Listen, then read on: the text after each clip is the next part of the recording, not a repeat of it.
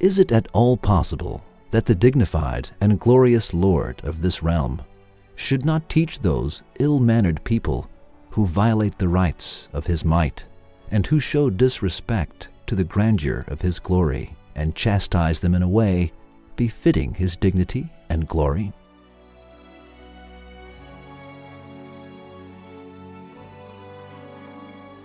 There is no punishment that fits his dignity and glory in this world. So there is, and should be, a place of punishment somewhere else. In this proof, we shall open a gate to the hereafter, through names the dignified one and the glorious one. First of all, let us see the dignity and glory and get to the dignified one and glorious one. Then, let us move on to dignity and glory necessitating the hereafter.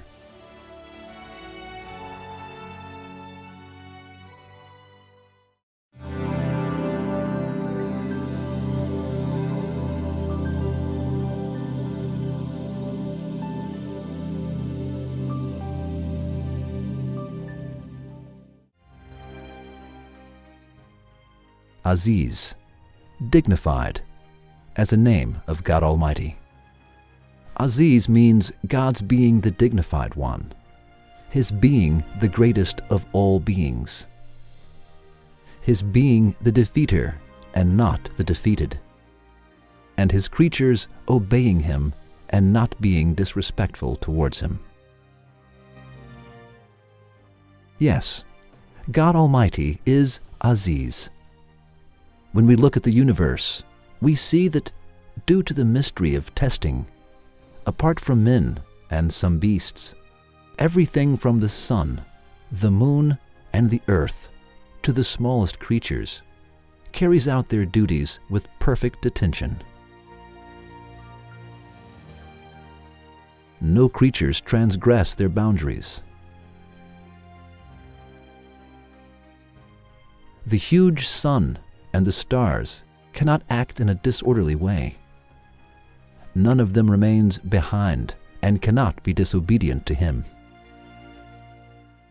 Everything moves in a circle of obedience. The fact that everything is in a general obedience proves that they move with the order of the one who is glorious and dignified, and that they obey him.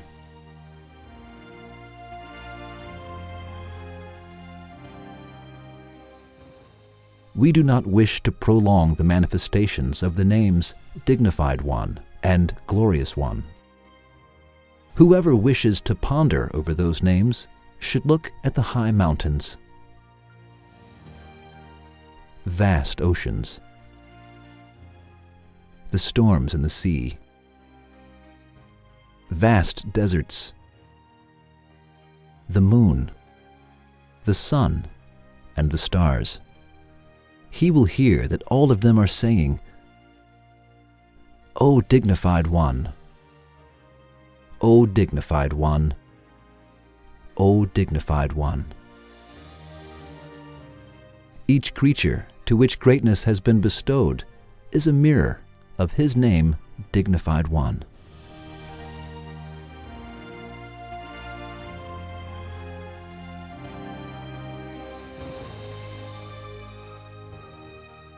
Or, if he wishes to see other manifestations of the names Dignified One and Glorious One, he should look at the remains of the older nations that were perished.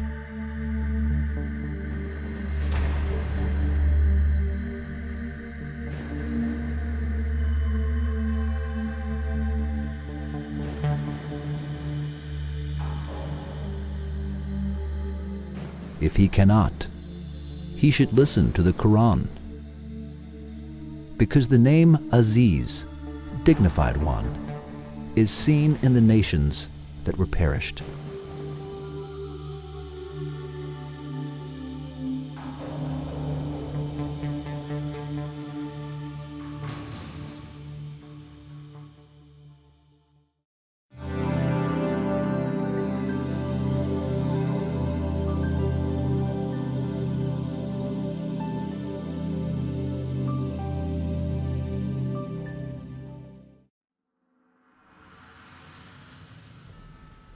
We said in the beginning, is it at all possible that the dignified and glorious Lord of this realm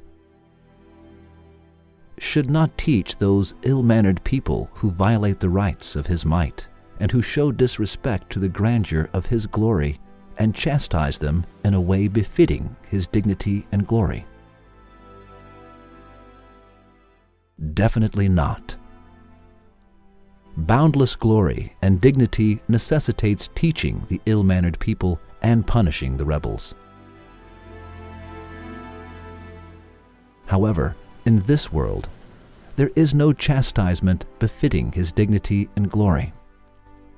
The oppressor usually retains his power, and the oppressed people are usually humiliated.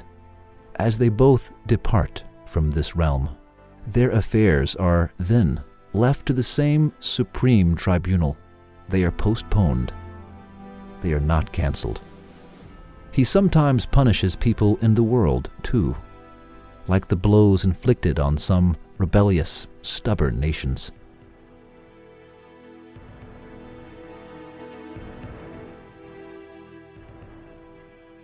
Those chastisements show and prove that man is not unowned, and may any time be subjected to a blow of divine glory.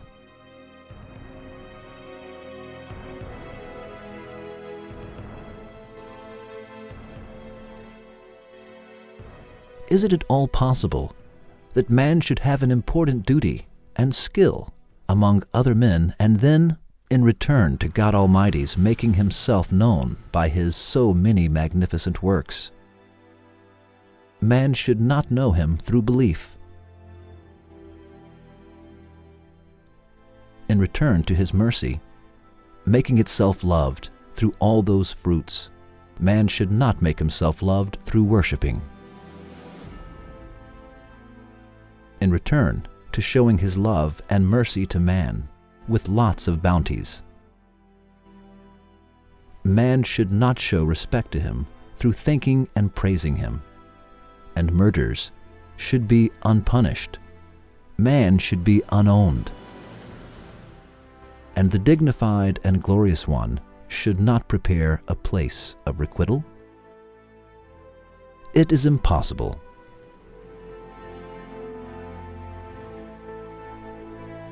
We can sum up this proof as follows. 1. The general obedience in the universe and the divine blows inflicted on the rebellious nations make the dignified and glorious one known to us.